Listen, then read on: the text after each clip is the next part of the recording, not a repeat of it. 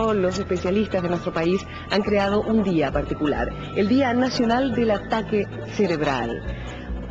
Uno le cuesta entender y tiene cierto temor, Luciano, frente a lo inesperado que ocurre en la vida. Tal vez uno se puede preparar para una enfermedad crónica y cómo desarrollarla, pero esto de que de repente surja un ataque y a uno lo deje hemipléjico, parapléjico, cierto que da susto. Estamos con el doctor Luciano Esposato, director del Centro de Stroke de la Fundación Favaloro. Stroke, ataque en inglés, ¿verdad? Ataque cerebral en inglés, exacto. Dice el diario, solo 3 de cada 10 personas con síntomas de un ataque consulta a tiempo. ¿Por qué se espera con algo que uno sabe que el cuerpo no está funcionando?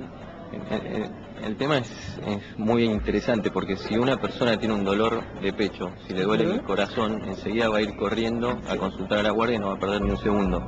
En cambio, cuando la persona está teniendo un ataque cerebral, en lugar de ir a consultar rápidamente, piensa, no, esto que se me durmió el brazo, ya se me va a pasar. Debo tener una contractura, claro, ¿no? Y deja pasar el tiempo. Después ve que el cuadro va empeorando, va adquiriendo mayor severidad y eso hace que en ese momento consulte, pero ya se pasó el tiempo ideal para haber consultado antes, ¿no? Vamos a describir qué es un ataque cerebral, por qué viene y a qué edades aproximadamente se dan en mayor frecuencia. El rango de edades es enorme, es desde el periodo intraútero hasta el último día de la vida. Sí. Y en realidad ocurre por, en general, acumulación de múltiples factores de riesgo como presión arterial alta, diabetes, colesterol, obesidad, sedentarismo, el exceso de alcohol también. Entonces, si uno no va corrigiendo todas esas cosas a lo largo de la vida, llega un momento en la década de los 60, 70 años en que ocurre el ataque cerebral con mucha mayor frecuencia que a edades más jóvenes. Coágulo que se instala en una parte del cerebro, que no llega el oxígeno, podemos describir en poquitas palabras qué pasa físicamente en la cabeza. Hay 2 tipos de ataque cerebral. Uno es el que se produce cuando se tapa una arteria, gracias a que se tapa esa arteria no llega sangre al cerebro y la parte del cerebro que depende de esa circulación se muere. ¿Se tapa con grasita igual que sucede en el corazón? Exactamente, se tapa con placas de colesterol o con coágulos que nacen del corazón y van viajando por toda la circulación y terminan en el cerebro. Esa es la forma más frecuente y es el 80% de los casos. Tenemos igual un 20% en el cual la arteria, en lugar de taparse, se rompe y libera el contenido de sangre hacia el cerebro, produciendo un daño de mayor escala, de mayor intensidad que la isquemia. El ataque se anticipa de acuerdo a algunos síntomas. ¿Cuáles son en general? Esto de que se duerme el brazo, ya usted ha mencionado uno. ¿Cómo sigue? Sí, hay formas, en algunos pacientes tienen la suerte de que el ataque cerebral les avisa que va a ocurrir. Ah, no en todos los casos, a veces viene y viene directamente y uno ya, digamos, tiene poco para hacer en cuanto a prevención, pero hay personas que tienen los mismos síntomas que duran minutos, 7 minutos, 14 minutos, por ahí menos de una hora, y los dejan pasar porque total se resolvieron. Pero no, esas son isquemias transitorias y son importantes porque nos obligan a pensar que en cualquier momento puede ocurrir el ataque cerebral. Y en cuanto a los síntomas, lo más frecuente es debilidad en la mitad del cuerpo, que eso se llama hemiplegia en términos médicos, que es brazo, pierna, cara, que se paralizan o se debilitan, trastornos para hablar, la persona intenta decir algo pero no le sale o le están hablando y tampoco entiende lo que le están diciendo, problemas visuales, uno puede no ver la mitad del campo visual. Esto puede pasar de repente, yo estoy hablando con usted y de repente puede suceder una situación así,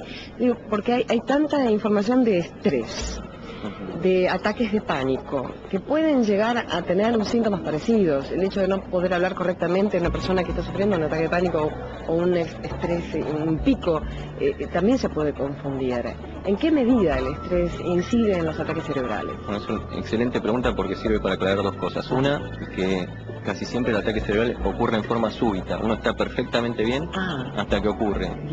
Y ahí el hecho de que ocurra súbitamente apoya fuertemente el diagnóstico del ataque cerebral. Por otra parte, el interpretar si es un ataque de pánico o un cuadro más psicológico que un ataque cerebral, se lo tenemos que dejar al médico. Uno no tiene que subestimar el síntoma que está sufriendo en ese momento. Tiene que ir a la guardia. Si le va a generar más trabajo a los médicos, no importa, pero es el médico el que determina si es un ataque de pánico, si es un estado de nerviosismo o lo que sea. Y el tercer punto, en cuanto al estrés, el estrés es un muy importante factor de riesgo porque condiciona determinados cambios metabólicos en el organismo que hacen que las arterias se terminen tapando. Así que uno debe tomarse el estrés con filosofía, calma, por digamos. supuesto que sí, la vida enloquecida que llevamos no nos ayuda en nada, para nada. ¿Cómo es luego la recuperación? Hablamos del ataque y primero terminemos de hablar del ataque. ¿De qué manera uno puede ayudar a una persona que está sufriendo esto? ¿Qué es lo que tienen que hacer? ¿Qué es lo que le tienen que indicar para que no entren todos en pánico y no se ayude a la persona que lo está sufriendo? Lo primero que uno tiene que hacer cuando sospecha que un familiar o algún conocido está sufriendo un ataque cerebral es levantar el teléfono y llamar inmediatamente al sistema de emergencia. Sí. ¿Por qué? Porque de esa forma se ahorra muchísimo tiempo. Después viene todo lo que es la parte asistencial. Sí. Y hay una escala muy interesante que usan en Estados Unidos los paramédicos cuando van a ver a los pacientes a su casa, que consta en 3 puntos nada más. Uno es decirle al paciente que repita una frase. En Argentina usamos el flan tiene frutillas y frambuesas. Ajá, ¿por qué? Porque ¿Por las vocales? pronunciar frutillas y frambuesas puede poner de manifiesto más fácilmente una dificultad para hablar. Ah, bien. Si eso lo dice mal y es una cosa nueva, listo, es altísima sospecha de un ataque cerebral. Segundo, levantar los brazos. Si un brazo se tuerce o se cae, altísima sospecha de ataque cerebral. Y por último, una sonrisa, y si la sonrisa es asimétrica o está torcida, también es... ¿Qué pasa con los dolores de cabeza punzantes que de repente lo toman a uno por sorpresa? También caemos en la misma del estrés. Muchas veces sucede que uno lo tiene por tensiones o contracturas incluso en los nervios apretados. No son ataques cerebrales, pero... Exactamente.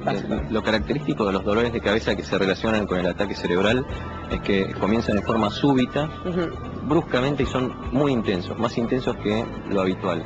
Y por lo general no responden a los analgésicos comunes, sí, a los que habitualmente tomamos. Entonces, habría que tomar menos, ¿no? Analgésicos, como para poder controlar un poco el dolor. Pasa que en esta época de la vida uno no se aguanta el dolor y es un gran error, ¿verdad? Sí, ese es un tema con los analgésicos. No hay que abusar, pero tampoco hay que dejar que el dolor de cabeza avance demasiado porque después es más difícil sacarlo. Entonces hay que tomarlo en el momento justo. El bien. Hay, de hecho, mañana por el Día Nacional del Ataque Cerebral, los hospitales harán distintas charlas informativas para difundir las nociones sobre prevención y demás. Si usted está interesado, son 200 hospitales de todo el país que van a ofrecer charlas y demás. ¿Cómo se cura, doctor? ¿Cómo comienza el tratamiento? ¿Por cuánto tiempo? ¿No? ¿Uno se puede curar completamente de un ataque cerebral o le quedan secuelas? Lamentablemente en la mayoría de los casos quedan secuelas. Es así, pero por suerte en Argentina tenemos un subtipo de ataque cerebral que es mucho más leve que en Estados Unidos o en países occidentales, más avanzados, desarrollados. Nosotros también somos occidentales, pero ellos, como tienen un mejor control de los factores de riesgo, no tienen lo que se llaman infartos lacunares, que son muy chiquititos, y es la especie que predomina en Argentina. Entonces, por eso, esos infartos muy chiquitos son más leves que los grandes infartos que hay en otros países. El ser en vías de desarrollo nos ayuda en parte a algo. Sí, pero en realidad hay que tomarlo con mucho cuidado porque por supuesto, en realidad tenemos muchos más ataques cerebrales que ellos. Por ser un país pobre, esto también el titular de otro de los periódicos en relación a este tema, que la educación es un seguro contra el stroke. Educación significa llevar una mejor calidad de vida, estar al tanto de los síntomas, recurrir al médico porque uno lo tiene cerquita. ¿Por qué? En parte es todo eso junto, porque la educación por lo general implica un mejor nivel socioeconómico, al tener mejor nivel socioeconómico hay mayor acceso a la educación. El tener esa ventaja hace que la gente pueda consultar rápidamente, que pueda ir al médico, que tenga acceso a la medicación, pero también se ha visto que la educación, independientemente del nivel socioeconómico, está relacionada al pronóstico del ataque cerebral.